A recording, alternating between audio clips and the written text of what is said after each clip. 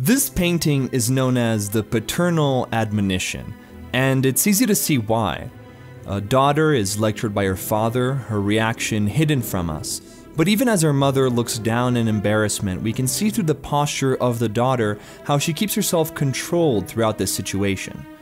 The problem being, of course, none of that is true. He's too young to be her father, she's too old to be his daughter, and that's part of why art historians now believe this painting to be about a high-end bordello rather than a family, where rather than a father reprimanding his daughter, we see a soldier propositioning a courtesan. But it's easy to believe the first version of events, and that's the version of events that audiences had believed for years, and for the same reason why it's believable here, the title. So we might wonder if it was the painter's intention to confuse his audience with the title.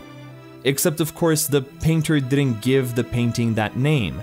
And although this piece has had its title updated, the painter didn't give it that name either. In fact, he never named it anything at all, because it turns out the idea of artists giving names to their art wasn't something that existed until quite recently. And this makes sense if we remember that paintings used to get made under a system of patronage. When Giocondo commissioned a portrait of his wife from Da Vinci, it would have made as much sense for him to name it as it would for you to name your family pictures.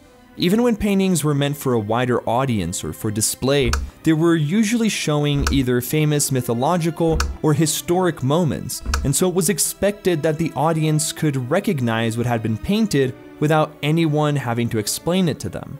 It was only when art markets started to grow, paintings started to travel outside of their original context, and when artists started to move away from patronage systems, that there arose a need for descriptions that could travel along with the paintings. Descriptions that over the centuries evolved into what we now recognize to be titles. And this isn't just true of paintings, we actually see the same thing happen with books. Title pages first appear only after the invention of the printing press, because it's always the large-scale buying and selling of art that demands a name. And even then, when paintings do have names, those names seldom come from the artists themselves, even once it became expected for paintings to have titles. When Monet fulfilled this expectation by painting and naming Camille, a portrait named after the woman it depicts, the world simply renamed it.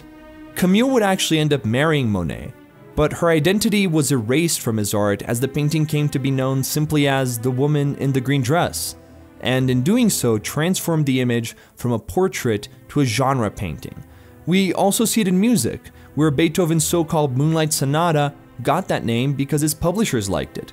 And that's precisely where these proto-titles come from, not the people doing the creating, but the people doing the selling. This is true even of artists like Picasso, who included descriptors along with his paintings but ultimately left the naming of his art to his art dealer.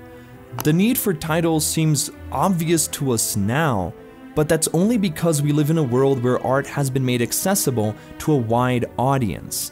Before this democratization of art, paintings used to be shown at exclusive gatherings where they hung frame to frame without any explanation. You had to be in the know to understand things. Whereas now, plaques that sit next to paintings is such an entrenched expectation, it's often frustrating when we come across an artist that insists on calling everything they do untitled. But when we consider the effect titles like the paternal admonition can have, and how these names can color our perceptions, it's understandable why some artists might want to play into this older tradition and try to avoid naming any of their works at all.